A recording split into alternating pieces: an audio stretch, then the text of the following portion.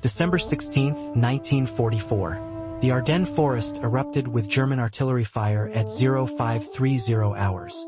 500,000 German soldiers smashed into American lines. The largest German offensive on the Western Front. Tanks rolled through snow. Paratroopers dropped behind Allied positions. SS divisions pushed toward the Meuse River. Most American units collapsed within hours. But 35 soldiers stopped an entire German regiment from breaking through. Not regular infantry, not elite paratroopers, criminals, men who had been locked in military prison 3 weeks earlier. Men the army wanted to court-martial and discharge. Men Captain James Mitchell recruited because they knew how to survive when rules didn't matter. This is the story of how one officer's illegal recruitment method saved thousands of American lives during the Battle of the Bulge. If you want to see how criminals became heroes, hit that like button right now.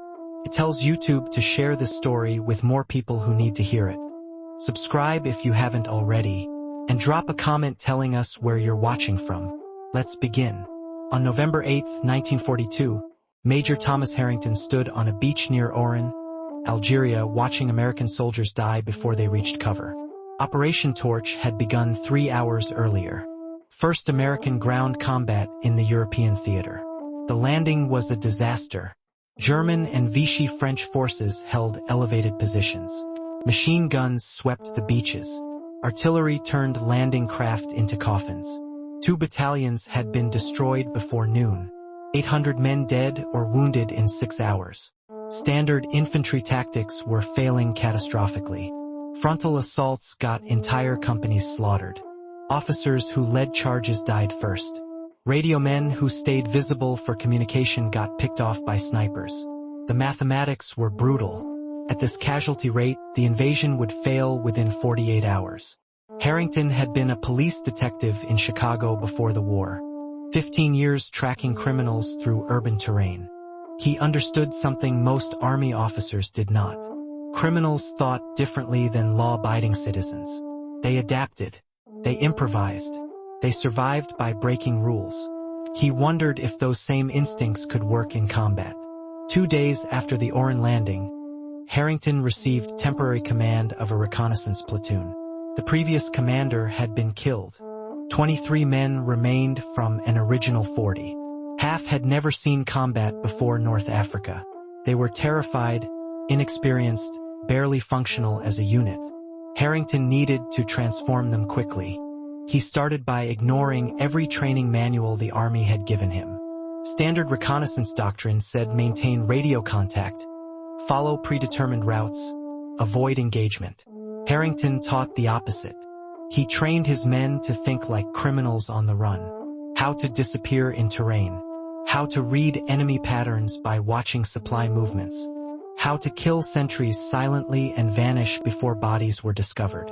He took them into hills south of Oran and made them practice infiltration for 14 hours straight. No breaks. No food until they successfully penetrated a mock German position without being detected. Most failed repeatedly, but they learned. On November 14th, Harrington's platoon received orders to scout German positions near Kasserine Pass. Intelligence needed information on enemy strength. Regular reconnaissance patrols had been getting ambushed. 7 patrols sent out in 10 days. Only 2 returned with useful intelligence. Harrington picked 8 men, split them into 2 teams, gave each team a sector to scout, told them to avoid contact, gather information about troop movements and artillery positions, return by dawn. If they got trapped, they were expendable. No rescue missions. The first team left at 2,200 hours. For soldiers moving through mountain terrain in complete darkness. They reached German lines at midnight, found a supply depot with ammunition trucks and fuel storage, counted vehicles, sketched defensive positions, returned at 0500 with detailed intelligence.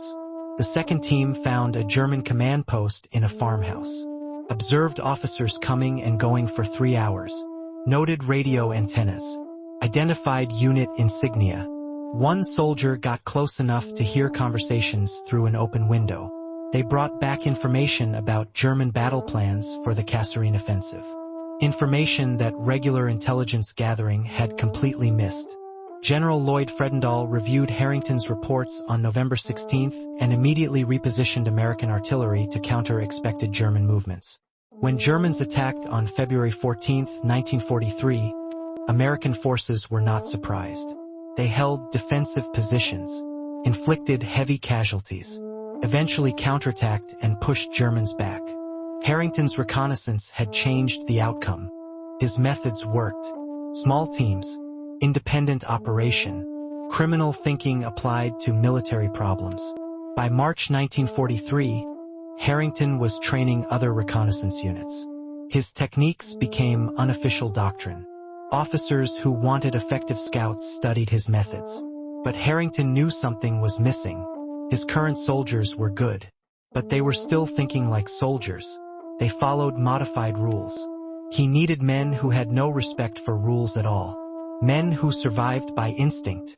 In April 1943, Harrington requested permission to recruit from military prisons. Permission denied. Command said it was insane. Court-martialed soldiers could not be trusted. 2 years later, another officer would ignore that denial and build the most effective reconnaissance unit of the European campaign. At 0900 on December 10, 1944, Captain James Mitchell walked through the military stockade at Fort Dix, New Jersey. 31 years old, veteran of North Africa and Normandy, looking for soldiers the army had given up on. He found them in cells. 27 men awaiting court-martial. Assault charges, theft, insubordination, fighting superior officers, destruction of military property. The worst discipline cases in the entire base. Mitchell was not there to judge them.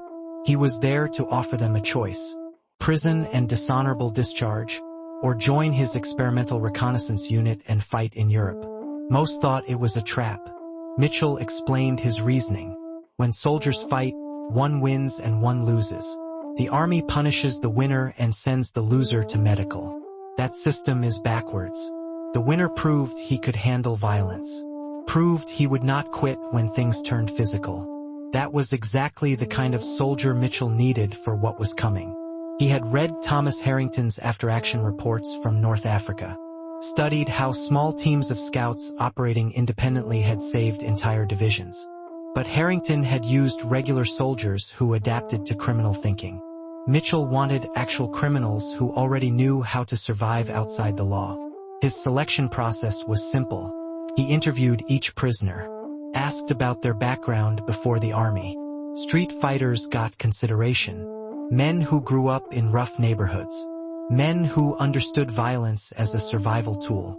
He rejected anyone whose charges involved cowardice or abandoning fellow soldiers. He wanted fighters, not deserters. By December 11th, Mitchell had recruited 19 men from the stockade. All accepted his offer: prison or combat. They chose combat. He added 16 volunteers from regular infantry. Soldiers with combat experience who were willing to work with convicted criminals. On December 12th, the unit officially formed. 35 men total. No official designation. Command did not want records showing they were recruiting from military prison. Other units called them the Outlaws. Mitchell called them his insurance policy against German winter warfare. Training began immediately in the forests of New Jersey. Mitchell used Harrington's methods as foundation. Silent movement through dense terrain. Long-range observation without detection. Map reading by natural features. Then he added techniques specific to winter combat. How to move across snow without leaving obvious tracks. How to survive in sub-zero temperatures without fires. How to kill sentries wearing heavy winter gear. The Outlaws learned to construct snow shelters that were invisible from 10 yards away. They practiced infiltration in freezing rain. Mitchell made them stay in the woods for 48 hours with minimal supplies to test cold weather endurance. Equipment was inadequate. The army issued them standard winter gear that was insufficient for Ardennes temperatures. So they stole better equipment. Raided supply depots at other bases. Took insulated boots, white camouflage smocks, German winter coats captured in France. If Mitchell knew about the theft, he never mentioned it. He understood his men operated outside normal constraints. That was why he recruited them. By December 14th, the Outlaws had completed 10 days of intensive training. Not enough time to master winter reconnaissance, but enough to understand basic principles. Mitchell received orders that evening. Deploy to Belgium immediately. German activity had increased along the Ardennes front. Intelligence suspected a major offensive was coming. The 28th Infantry Division needed scouts to penetrate German lines and confirm troop buildups. The Outlaws left Fort Dix on December 15th. Arrived in Belgium on December 16th at 0200 hours. 6 hours before the German offensive began. They had no idea they were about to face the largest German attack of the entire war. No idea that their unauthorized tactics would be the difference between breakthrough and containment. Mitchell gathered his 35 men at 0300 and gave them final instructions. Infiltrate German lines before dawn. Locate artillery positions and troop concentrations. Avoid contact unless absolutely necessary. Report by radio every 4 hours. If communication failed, they were on their own. The Outlaws moved out at 0330. 5 teams of 7 men each. Each team had a designated sector along a 12-mile front. Standard Army doctrine said reconnaissance units should stay together for mutual support. Mitchell ignored that doctrine. His teams would scatter, cover more ground, increase chances that at least some would survive to report intelligence. At 0530, German artillery opened fire across the entire Ardennes front. The Battle of the Bulge had begun, and the Outlaws were already behind enemy lines. Sergeant Frank Kozlowski crouched in frozen underbrush 400 yards behind German lines when the artillery barrage started. 23 years old. Former street fighter from Detroit, serving 18 months for assaulting a lieutenant who had insulted his dead brother. Kozlowski had been Mitchell's first recruit from the stockade. Now he was leading a 7-man team through the darkest morning of the war. The German artillery was so intense that trees exploded from direct hits. Shrapnel tore through the forest. The ground shook continuously. Kozlowski's team stayed motionless in their snow shelters while German infantry units moved past their position. Thousands of soldiers, tanks, half-tracks, artillery pieces being towed forward. This was not a limited offensive. This was a full-scale breakthrough attempt. At 0700, Kozlowski tried radioing Mitchell. No response. German jamming had disrupted all Allied communications in the sector. His orders were clear. If radio failed, teams operated independently. Gather intelligence. Survive.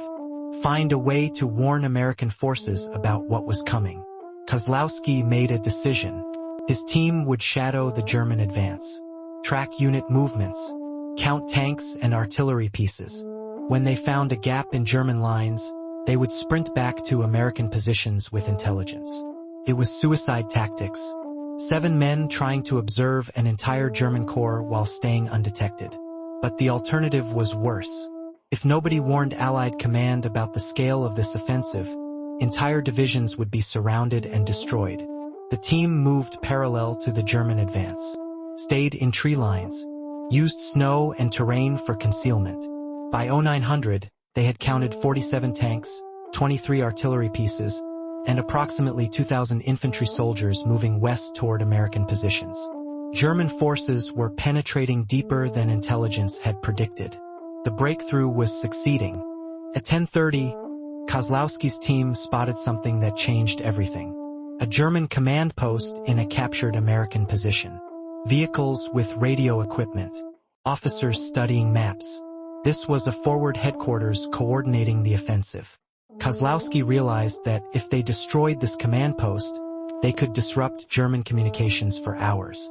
But his orders were reconnaissance only. No engagement. Avoid contact. He looked at his 6 men.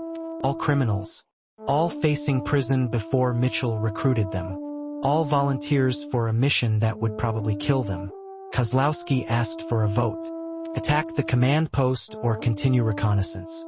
6 hands went up immediately. They would attack. They positioned themselves on elevated ground 150 yards from the German headquarters. waited until officers gathered for a briefing, then opened fire with everything they had. Rifles. One stolen German MG-42 machine gun. Grenades. The attack lasted 90 seconds. 12 German officers died in the initial volley. Radio equipment was destroyed. Vehicles exploded. Kozlowski's team vanished into the forest before German security forces could react. They had accomplished something no regular reconnaissance unit would have attempted. They had turned intelligence gathering into direct action, disrupted enemy command during the most critical phase of the offensive. But now every German soldier in the sector was looking for them. The team ran east through snow and frozen streams. German patrols followed. Whistles echoed through the forest. Dogs barked. Machine gun fire tore through trees behind them. At 1300, they crossed back into American lines. 5 men made it. 2 had been killed during the escape. Kozlowski collapsed in front of a battalion command post and delivered his intelligence to a colonel who could barely believe what he was hearing. Germans had penetrated 6 miles. Thousands of soldiers. Dozens of tanks. Entire American positions were being surrounded. The colonel immediately radioed division headquarters. Reinforcements were redirected. Artillery was repositioned. The intelligence Kozlowski's team had gathered under fire gave American command the first accurate picture of German offensive strength. Meanwhile, Mitchell's other 4 teams were executing similar missions across the Ardennes front. Each team had penetrated German lines before the offensive began. Each team was now trapped behind rapidly advancing enemy forces. Standard procedure said they should hide and wait for rescue. Mitchell had trained them to do the opposite. Corporal Eddie Santos led his team through a German supply column at 1,500 hours on December 16th. 21 years old. Former gang member from Los Angeles. Serving 2 years for stealing military supplies and selling them on the black market. Mitchell had recruited him because Santos understood logistics, knew how to identify valuable targets, could read supply movements and predict where headquarters would be located. Santos had been observing German supply routes for 6 hours. His team was exhausted, frozen, running out of ammunition. They had been behind enemy lines for 12 hours without rest. But Santos had found something worth dying for. German fuel depot. 30 trucks loaded with gasoline and diesel. The entire depot sat in an open field with minimal security. Germans were moving so fast they had not established proper defensive positions. Santos realized something crucial. German tanks needed fuel.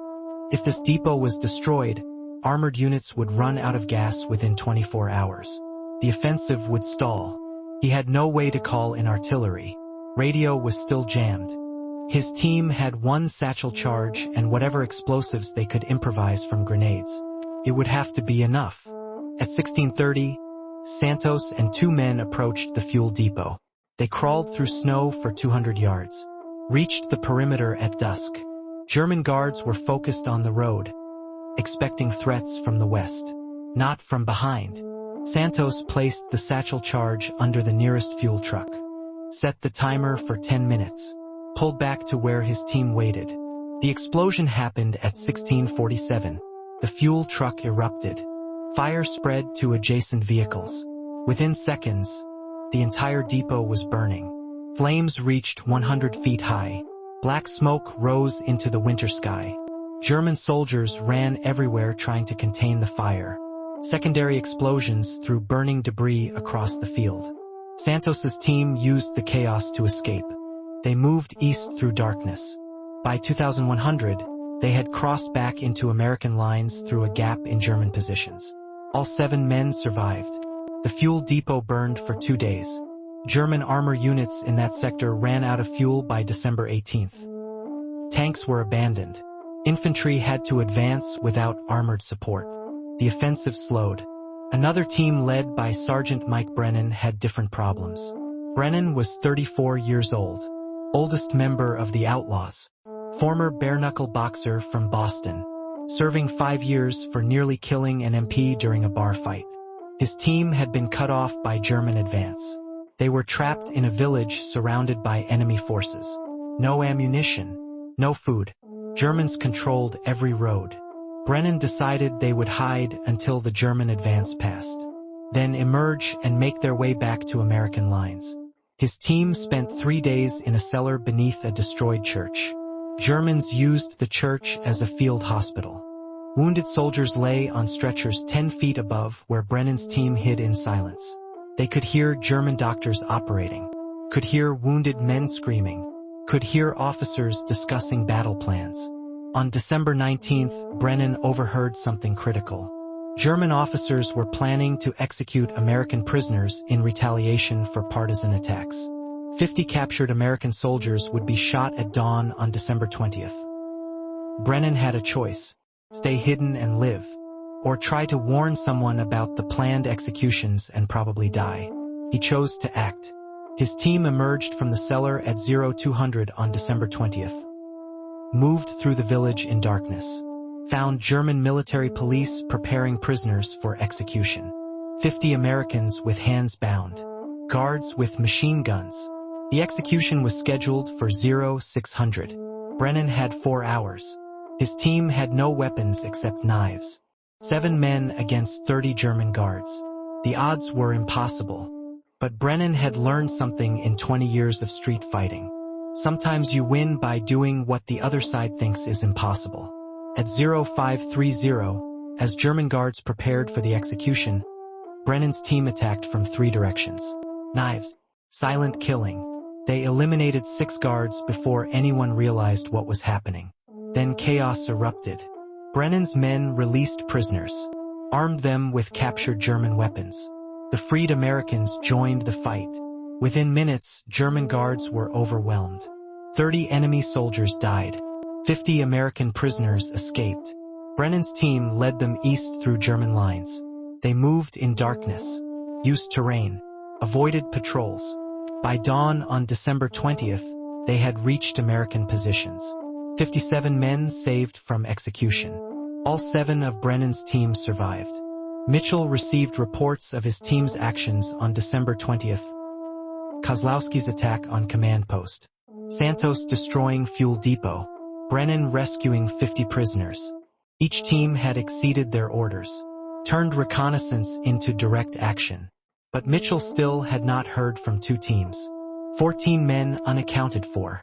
Lieutenant Carl Friedrich's team had the worst luck. Friedrich was 26 years old. Former car thief from Philadelphia. Serving 3 years for stealing a colonel's vehicle and driving it through 3 states before getting caught. Mitchell recruited him because Friedrich understood evasion, could think 3 steps ahead of pursuers, could find escape routes that did not exist on maps. His team had penetrated deeper behind German lines than any other outlaw unit. By December 18th, they were 12 miles inside German-controlled territory. No communication, no resupply, running on adrenaline and stolen German rations. They were observing a German tank assembly area when disaster struck. German patrol spotted them. Machine gun fire. The team scattered. Friedrich and 2 men went north. 4 men went south. 1 man was killed. Over the next 4 days, Friedrich's group played a deadly game with German pursuers. They moved only at night, hid in abandoned buildings during daylight, stole food from German supply trucks, killed 3 German soldiers who discovered their hiding position. At one point, they were trapped in a barn surrounded by enemy troops. German officers were using the barn as temporary headquarters. Friedrich's team hid in the hayloft for 18 hours while Germans conducted briefings below. They could hear every word. Plans for attacking Bastogne, troop strength, artillery positions, intelligence that would be invaluable if they could deliver it. On December 22nd, Friedrich made a desperate decision. They would steal German uniforms and walk through enemy lines disguised as retreating soldiers. It was insane. They spoke minimal German, did not know proper procedures, would be shot as spies if discovered. But staying behind German lines was equally suicidal. They took uniforms from dead German soldiers, covered themselves in mud to hide bloodstains. At dusk on December 22nd, they walked west through German positions. Hundreds of enemy soldiers everywhere. Friedrich's group kept moving, stayed in shadows, avoided eye contact. A German officer stopped them at a checkpoint, demanded identification. Friedrich responded in broken German, said they were engineers retreating from failed bridge demolition. The officer looked skeptical, started asking detailed questions. Friedrich knew they were seconds from being discovered. He made eye contact with his two men. They attacked simultaneously. Knives. The German officer died before he could shout. His two guards died next. Friedrich's team ran. Whistles sounded behind them. German soldiers gave chase. Machine gun fire tore through darkness. They ran for 3 miles, crossed frozen streams, climbed through barbed wire. At 2,300 hours on December 22nd, they stumbled into American lines. 3 men, exhausted, wounded, carrying intelligence about German positions around Bastogne. The information they delivered helped American forces reinforce the defense of Bastogne before the German siege tightened. Mitchell's final missing team never returned. 7 men led by Sergeant Robert Hall. Last contact was December 17th. No radio communication after that date. No sightings. They vanished into the Battle of the Bulge and were never found. The army listed them as missing in action. Bodies were never recovered. By December 26th, the German offensive had stalled. American reinforcements arrived. Weather cleared. Allied aircraft dominated the skies. German forces began retreating. The Battle of the Bulge was over. Mitchell's outlaws had lost 8 men, 14 wounded. But their actions during the first critical days of the offensive had provided intelligence that shaped American response. Kozlowski's attack on command post disrupted German communications. Santos destroying fuel depot slowed armored advance. Brennan rescuing prisoners prevented atrocity. Friedrich delivering intelligence about Bastogne helped save the city. None of these actions were in their orders. Mitchell had told them to reconnoiter and report. Instead, they fought like criminals cornered with nothing to lose. In January 1945, Mitchell received orders to disband the unit. Command said recruiting criminals set dangerous precedent. The outlaws were distributed to regular infantry units. Most survived the rest of the war. Several received medals. Kozlowski got the Silver Star. Santos received the Bronze Star. Brennan was awarded the Distinguished Service Cross. But the unit itself disappeared from official records. The Army did not want documentation showing they recruited from military prison. Mitchell retired in 1958 as a colonel. He never spoke publicly about the outlaws, never wrote memoirs. The story survived only through veterans who served with the unit. Men who remembered that sometimes the most effective soldiers are the ones who never learned to follow rules. If the story moved you, hit that like button right now. Every like tells YouTube to show this to more people. Subscribe and turn on notifications for more forgotten WWII stories. Drop a comment and tell us where you're watching from. Are you in the United States, Canada, United Kingdom, Australia? Let us know you're here. Thank you for keeping these memories alive. These criminals turned heroes deserve to be remembered. And you're making that happen.